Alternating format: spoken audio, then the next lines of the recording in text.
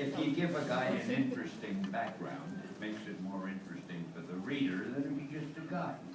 So here's a war veteran, he's crippled, he's in a wheelchair, he's finished with war, he thinks it's terrible, and it ends up that he has to become, in essence, Soldier Zero.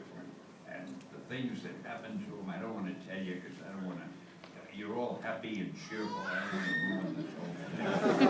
It's really terrible, this poor guy.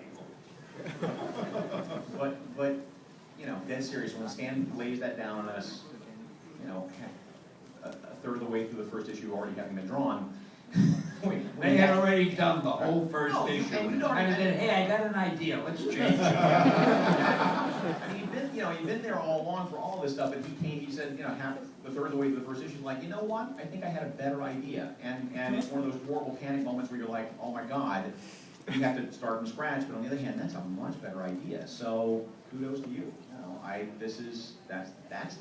That's what I'm talking about. That's the kind of collaboration that makes this whole thing The kind of collaboration that makes them wish they never started with me. That's the kind of collaboration, yeah.